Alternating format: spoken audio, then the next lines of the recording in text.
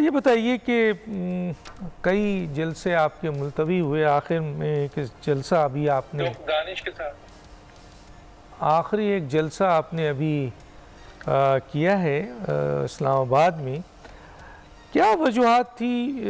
ایک تو یہ بتائیں سر کہ اس جلسے میں جو تقاریر کی گئی ہیں وہ اس کے اوپر بہت کویشچن مارک ہے، دوسرا قانونی طور پر جو نیا قانون بنا ہے اس کی بھی آپ لوگوں نے خلاف ورزی کی، اور تیسرا یہ جو جلسے ہیں کیا آپ نے اس کے اہداف حاصل کر لیے سر؟ آپ نے بہت شکریہ۔ بسم اللہ الرحمن الرحیم، اللہم صلی علی محمد وعلی آلہ وصحبہ وسلم۔ جلسے کے اہداف پہ پہلے بات کرتے ہیں۔ بڑے عرصے سے اٹک کے اس طرف تحریک انصاف کے جلسے نہیں ہوئے تھے، تو وہ ایک مت شیٹر ہوئی ہے کہ تحریک انصاف نہیں نکل سکتی۔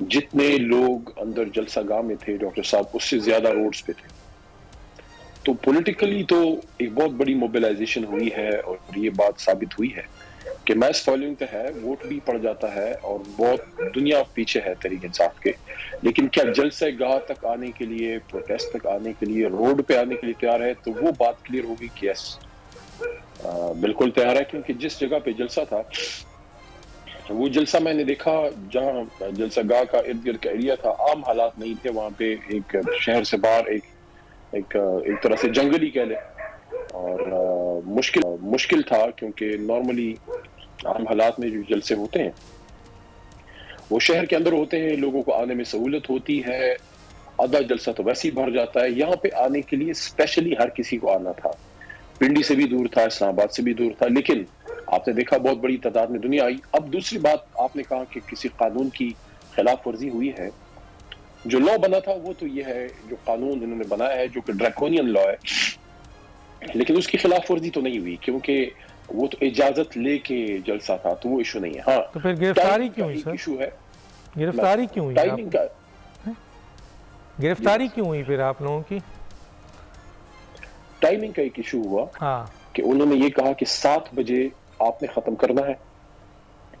اب ڈاکٹر دانش کا شو ہے جو 10 سے 11 تک چلتا ہے، آپ بٹن دبائیں گے تو ختم ہو جائے، اور جہاں ہزاروں لاکھوں چلے لفظ نہیں کرتے، ہزاروں لوگ اگر آئے ہیں وہاں جلسہ ختم کرنا، وہاں سے ڈسپرس ہونے میں تھوڑا سا وقت لگ جاتا ہے۔ تو یہ ایک ایشو وہاں پہ ہوا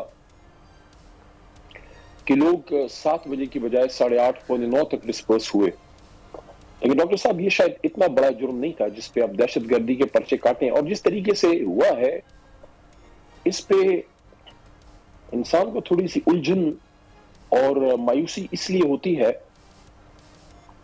کہ 75 سال ہو گئے ہیں، 77 سال ہو گئے ہیں پاکستان کو بنے۔ ہمارا نظام اتنا مضبوط اور اتنا سنجیدہ ہونا چاہیے کہ اگر کسی نے غلط کام کیا ہے تو اس پہ آپ پرچہ جب کاٹیں تو اس میں سنجیدگی نظر آئے، اس میں پروفیشنلزم نظر آئے۔ جس طرح آج ایف آئی آرز کا مذاق اڑا ہے اسلام آباد ہائی کورٹ میں، کہ ایک شریف خاتون، ایگزامپل دوں گا، زرتاج گل صاحبہ، ان کے پاس دستی بم تھے، کوئی دنیا میں ہوتا ہے آپ جلسے میں جانے کے لیے دستی بم ساتھ لے کے جاتے ہیں؟ تو اس طرح کی چیزیں ڈاکٹر صاحب جب کی ہیں، اس سے میرے خیال میں نظام کے، سسٹم کے، پولیس کے، فیڈرل حکومت کے پروفیشنلزم پہ اور ان کی سنجیدگی اور سیاسی بالغ نظری پہ سوال اٹھیں۔ سبسکرائب کریں اور بیل دبائیں تاکہ کوئی خبر رہ نہ جائے۔